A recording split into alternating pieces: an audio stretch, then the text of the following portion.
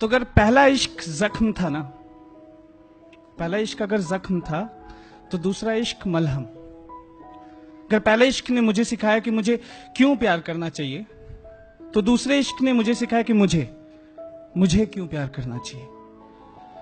आपने कभी किसी नई माजा की बोतल के खाली हो जाने पर उसमें पानी भर के पिया है? तो अगर पहला इश्क उसमें भरे आमरस के जैसा होता है ना, तो दूसरा इश्क उसमें पानी जैसा, जिसमें महक और फ्लेवर तो उसी की होती है पर शायद स्वाद नहीं आता। और ये कहानी मेरे इसी पहले दूसरे इश्क की है। तो जब पहली मोहब्बत बिखर गई थी ना, तो ये तय किया था कि अब किसी को घर छोड़ के आने के बाद वापस पलट कर नहीं देखना। अब दोबारा घड़ी नहीं पहननी, क्योंकि अब अगर घड़ी के कांटे किसी के दुपट्टे में उलझे ना, तो शायद सुलझ नहीं पाएंगे। अब अपने करियर पे ध्यान देना और अपने सपनों को तवज्जो देनी है। तो पढ़ाई की और एग्जाम देने का फैसला किया।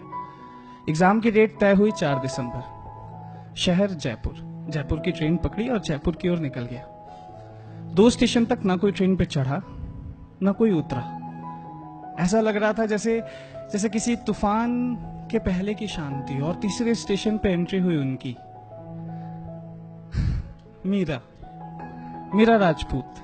कद 5.5 फीट, एक व्हाइट कलर की शर्ट, एक ब्लू डेनिम, कानों में ईयरफोन्स, आंखों पे एविएटर्स, बाल खुले और हर उस एक चुंगम की बाइट पे बेशुमार कूलनेस।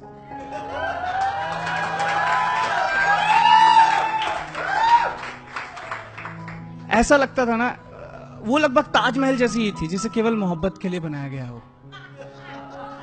जिसे देखकर खुश हो जा सकता हो पर अपना नहीं बनाया जा सकता। मैं अक्सर खुदा से पूछता हूं ना कि ये 2 कान 2 आंख 1 नाक और 32 दांत वाले कॉम्बिनेशन तो हम सबके पास है ना, फिर क्यों कुछ लोगों की कॉम्बिनेशन इतनी परफेक्ट, इतनी तबाही होती है। बहरहाल उनके जीवन में एंट्री करते ही लगभग सारी लेडीज ने जलन के मारे लिपस्टिक का टचअप कर लिया था और लड़कों ने इंप्रेशन के मारे अपने बाल संवार लिए थे। पर मैं, भाई तुम्हारा सख्त है।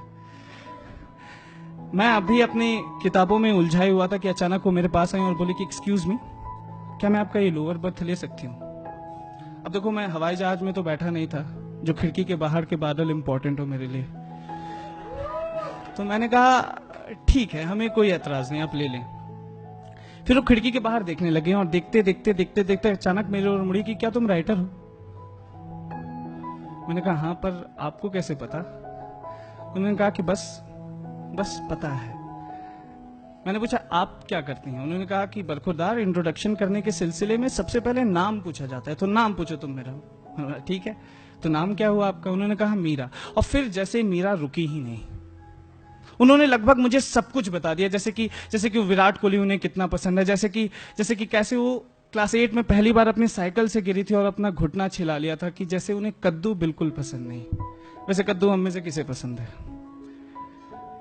उन्होंने ये भी बताया कि उन्हें कोल्ड कॉफी काफी पसंद है। और बताते बताते अचानक मुझसे पूछा कि तुम्हें क्या पसंद है? हमने कहा कि कोल्ड कॉफी तो नहीं, हाँ पर चाय के बड़े शौकीन हैं हम, वो भी एक्स्ट्रा अदरक वाली। शाम को चाय का वक्त हुआ तो मैंने चाय खरीदी।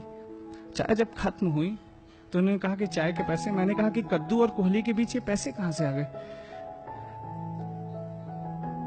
हम ये लेजी और लापरवाह लोगों की एक कौम होती है जो अक्सर बैग से लैपटॉप या किताबें निकाल लेने के बाद चेन बंद करना भूल जाते हैं। तो रात का जब वक्त हुआ और मिडिल बर्थ उठाई गई, तो बैग से मेरी चीजें फर्श पे जा गिरी।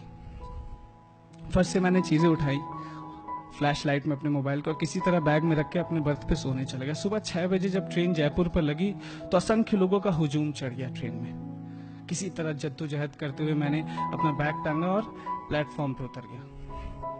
पर फिर याद आया कि मीरा को तो अलविदा कहना ही भूल चुके हैं। पर यह भी तो तय किया था ना कि अब किसी को छोड़ के आने के बाद वापस पलट कर नहीं देखना है। तो अपने सेंटर की ओर निकल गया। इम्तिहान चालू होने में 1 घंटा था, तो बैग से जैसे कि ID proof, pencil, eraser, pen वगैरह निकालने लगा तो मेरे होश और तोते दोनों उड़ गए, क्योंकि मेरे एडमिट कार्ड नदारद था। एक अनजान शहर में जब आपका एग्जाम 1 घंटे में चालू हो और आपका एडमिट कार्ड आपको ना मिल रहा हो ना, तो टेंशन गॉड लेवल की होने लगती है। मैंने एग्जाम ऑफिशियल से बात, बैग और रिक्वेस्ट तीनों की, पर उन्होंने कह दिया नहीं। हताश बैठा ही था कि पीछे से आवाज आती है, राइटर साहब कुछ खोज रहे हैं क्या? मैंने पलट कर देखा तो वहां पे मीरा खड़ी थी, हाथों में एडमिट कार्ड लिए। और बस उसी पल लगा जैसे कि यही तो वो चीज है जिसकी मुझे कब से तलाश है। आगे मेरे पास वो कहती हैं कि वैसे आप टेंशन में काफी क्यूट लगते हैं। All the best sir. और अचानक इम्तिहान की घंटी बज गई और मैं एग्जाम देने अंदर चला गया। एग्जाम जाते जाते मैं जा ही रहा था कि उन्होंने पीछे से आवाज लगाई कि मिलना। हमने कहा कि हाँ वही, हम मिलेंगे कैसे? तो उन्होंने कहा कि दस्तूर रहा ना तो मिल ही लेंगे।